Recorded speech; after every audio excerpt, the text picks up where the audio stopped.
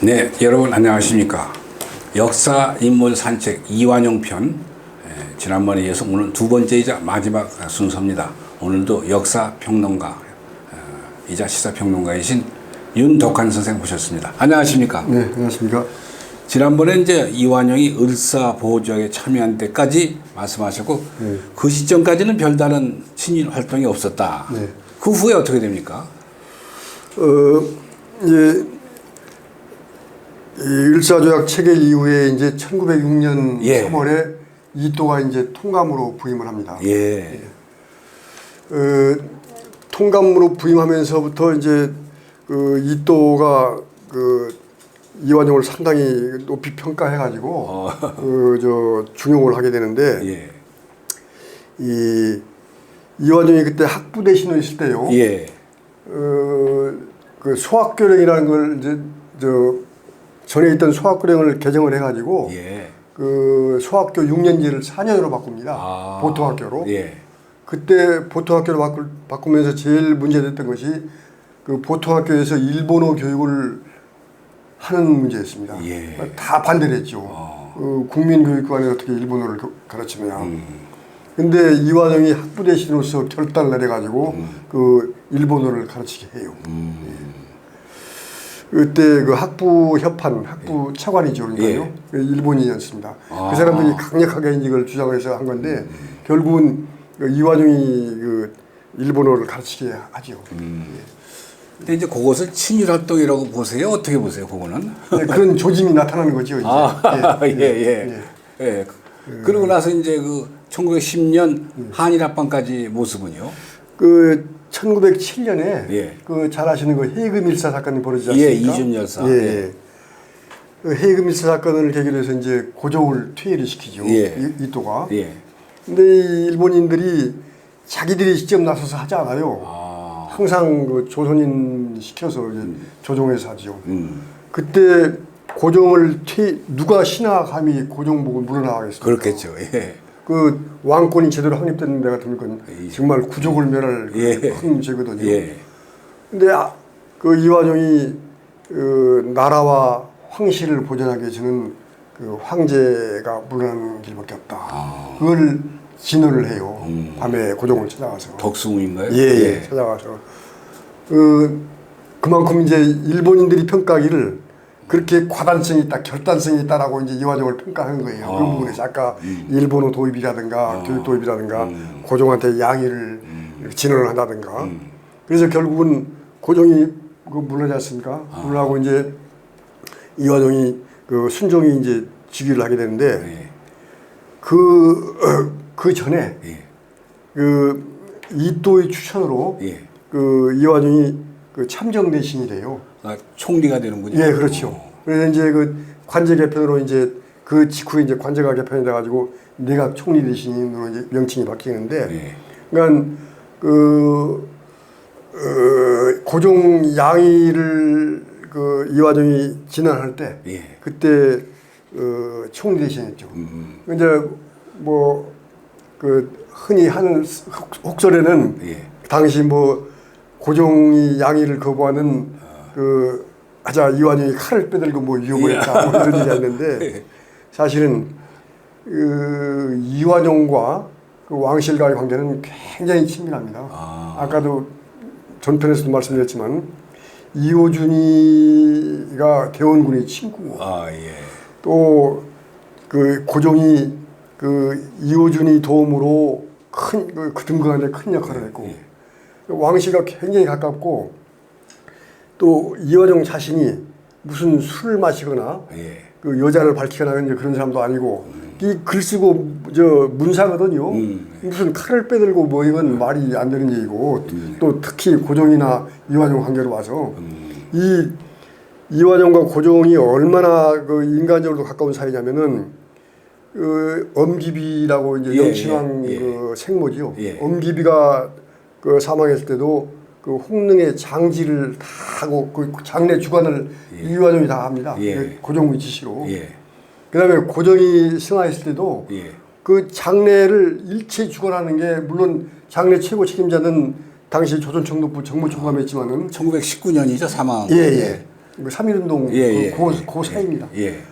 그때 이완용이 그 조선인으로서 장례 총책임을 맡아가지고 고종의 행적과 공적을 적는 시책문도 이완용이 직접 다 쓰고 아주 또 순종의 저 소사로서 이등방문이 이또가 태사했을 때 소사로서 이제 또 순종을 영친왕입니다. 영친왕. 예, 영친왕의 그 소사로서. 그러니까 이완용은 조선왕조에서 보기 드물게 순종과 그 영친왕 2대에 걸쳐서 그 왕자를 세자를 가르치는 그 스승이 되는 거예요. 그러니까 참고로 고종은 1851년생이고 이완용이 1858년생이면 고종이 7살 위네요.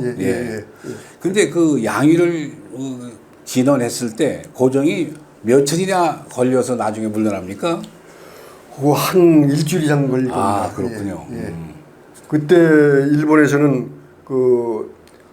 내각 외무대신까지 와가지고 이제 그 일본 정부의 그 방침을 이제 전하기 위해서 직접 옵니다. 이또한테.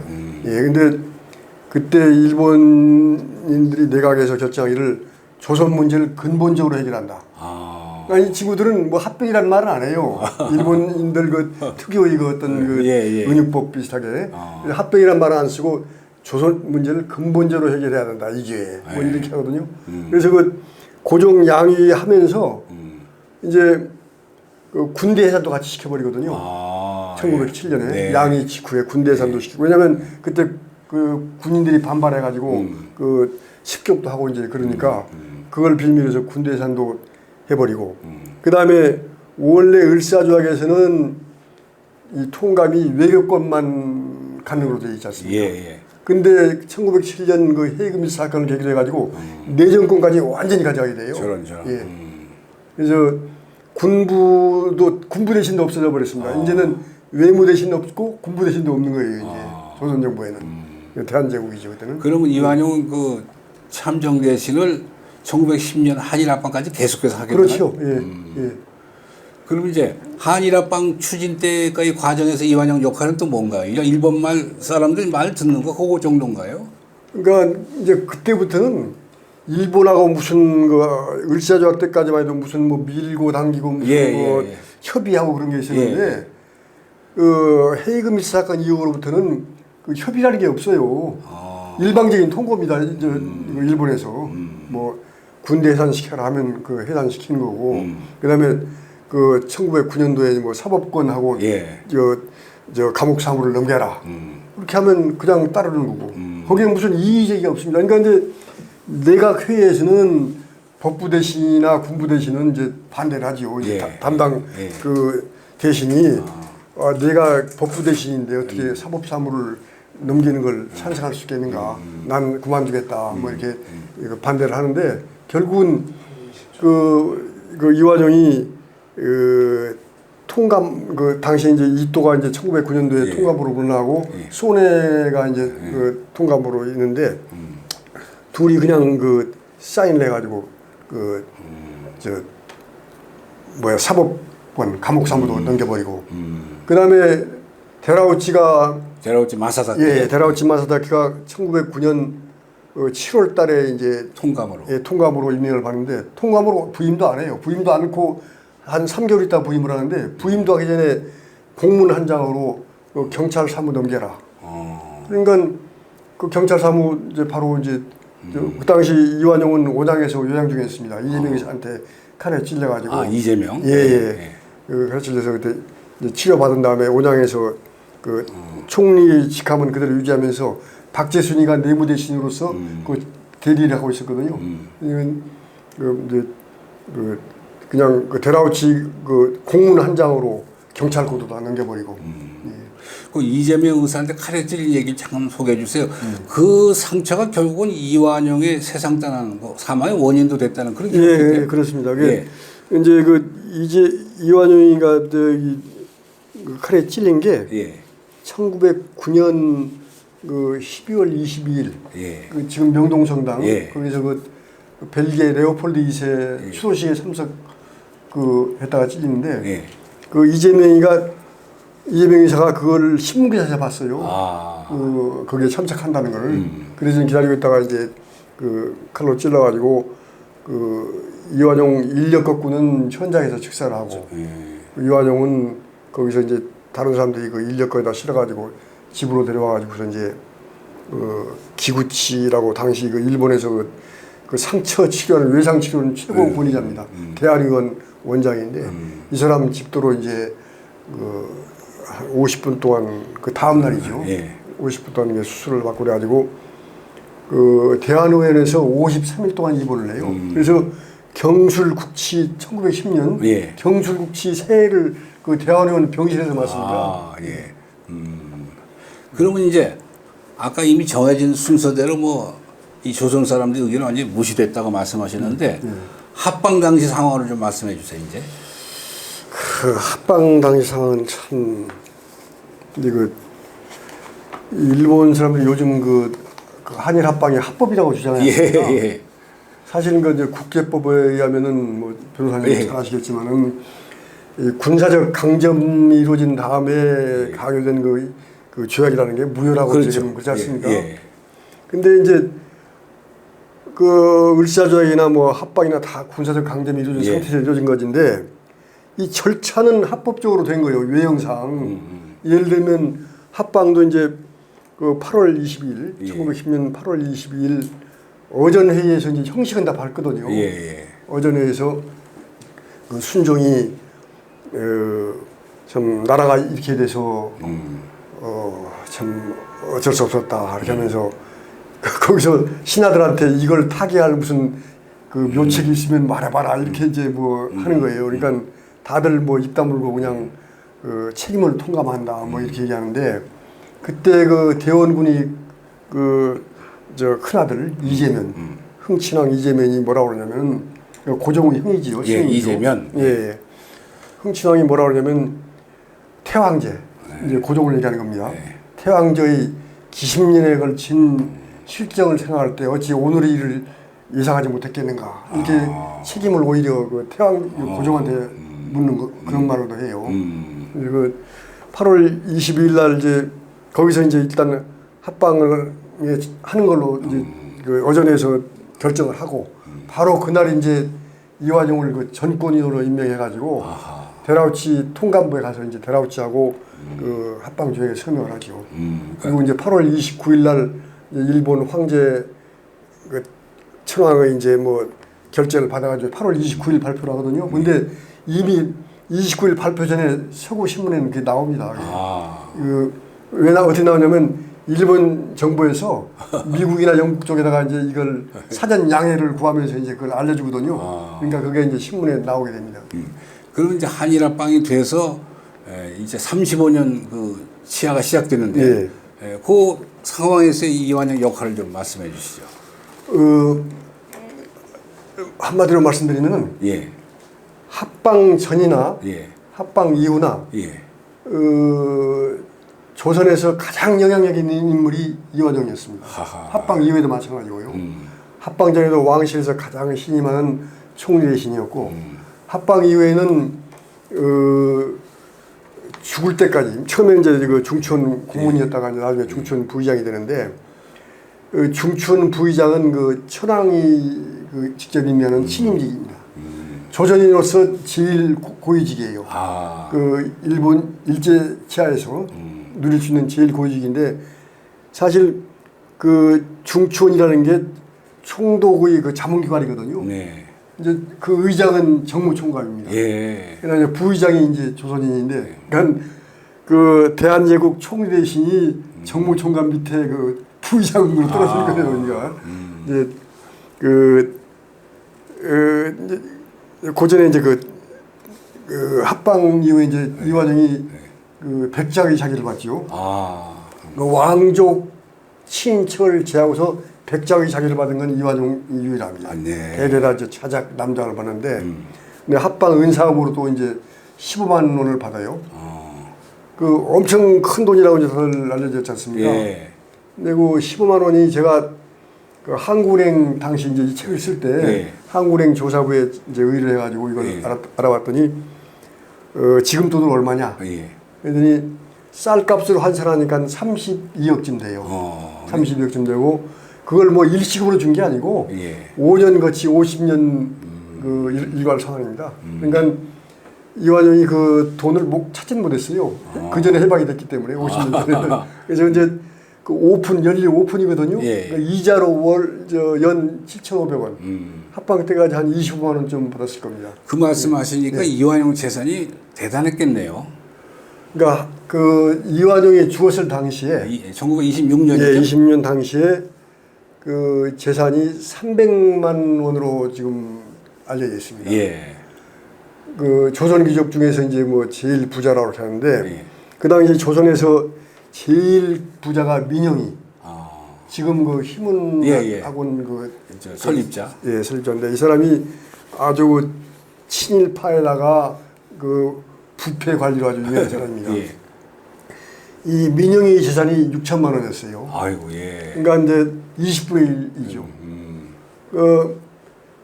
3,300만 원을 제가 계산해 보니까 또 한국은행 의뢰한 겁니다. 우리 돈으로 한 216억 지금 아이고. 현재. 예. 그 많은 재산은 어떻게 됐습니까 그 후에?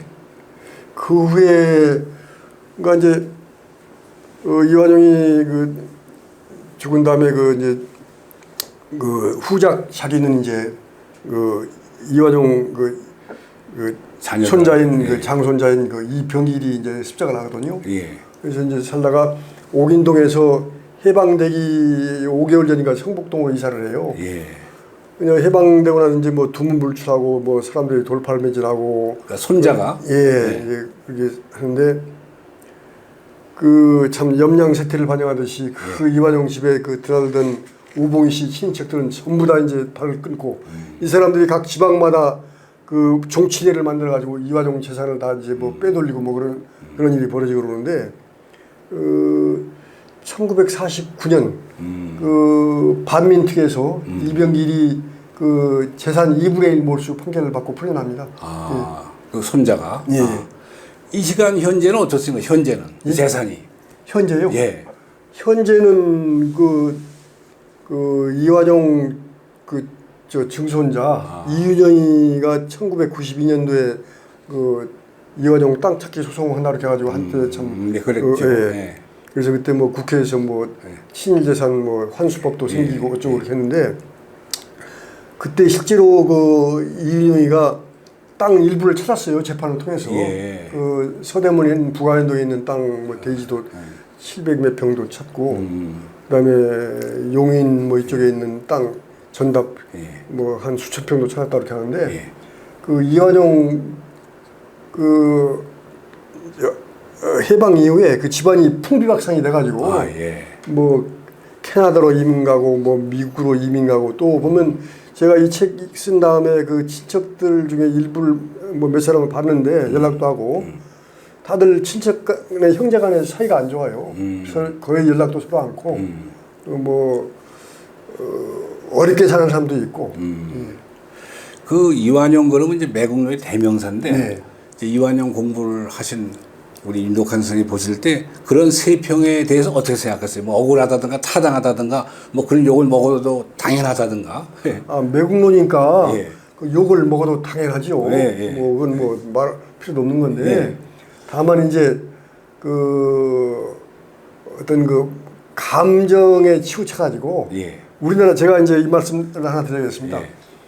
이 우리나라 그 인물 평전이 별로 없어요. 아 그렇죠. 이 세계적으로 가장 그 많이 읽히는 그 장르 중에 하나가 평전입니다. 바이오그래피. 근데 우리나라는 평전이 별로 없는 게 왜냐면 악인은 온갖 그냥 뭘 있는 것도 다 붙여가지고 악의 화신으로 만들고 또 위인은 또 막 그냥 막 갖다 붙여가지고 좋은 얘기만 쓰고 이 뭐 저 그냥 아주 그 초인적인 인물로 만들고 실제 그런 상황에서 그 실제 본인은 없어져 버리는 거예요.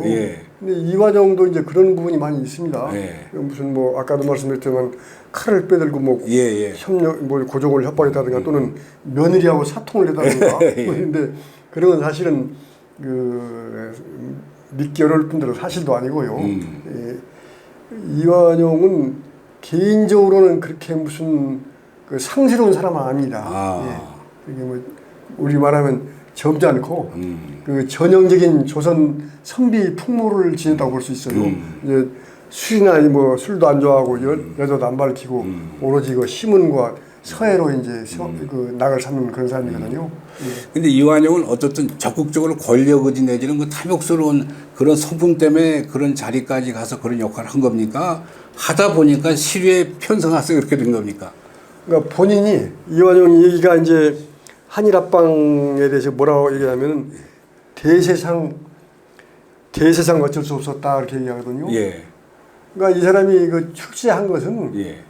집안 배경, 예. 그다음에 본인이 그 아주 좋은 머리, 예. 능력, 예. 뭐 이런 게 있어서 이제 출세했고 왕실과 아주 가까운 집안이고 이완용 집안이 조선 중기 이래 그 권력을 그 독점해온 그 노론 집안의 핵심입니다. 이 집안이. 아, 예. 그 송시열 문화에서 다 이완용 그 6대조, 7대조들이 다 그 문화에서 공부를 하고 그러니까 이건 그 조선 중기 이래 집권 세대라고 봐야죠.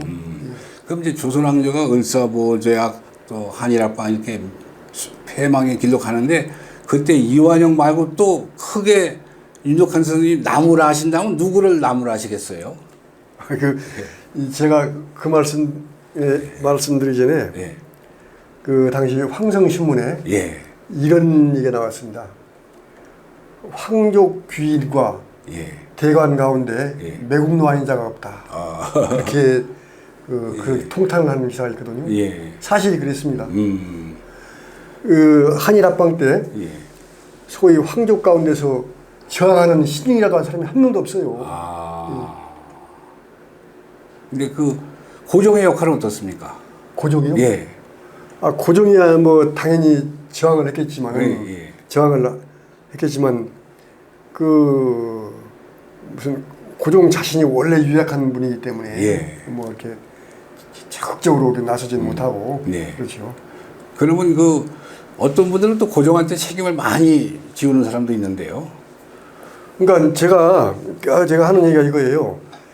어느 기업이 망했습니다. 예. 그러면 일차적으로 오너한테 책임을 물어야 할 그렇죠. 거예요. 그렇죠. 예. 근데 오너한테는 책임을 안 묻고 예. 전문 경영인한테 지금 말하자면 이제 그 전문 경영이라면 이제 이완용인데 그렇죠. 예. 전문 경영인한테 모든 책임을 묻는 거예요. 예. 그건 잘못된 거죠. 그러니까 온라인 고종이 결국 잘못한 거다. 그렇죠. 그리고 이 특히 망국의 과정에서 민비와 대원군이 권력 다툼이 있지 않습니까? 아주 비극적이었죠. 예, 이게 뭐 아주 결정적인 역할을 했습니다. 그래서 제가 책에서 결론을 내린 게 예. 망국의 과정에서 민비와 대원군이 역사 민족 앞에서 저지른 죄과는 이완용의 그것에 비교가 되지 않을 정도로 크고 무겁다. 아, 네. 이게 오늘의 결론이겠네요. 네. 역사인물 산책 이완용 편을 마치겠습니다. 지금까지 도움 말씀에 윤덕한 선생님이었습니다. 감사합니다.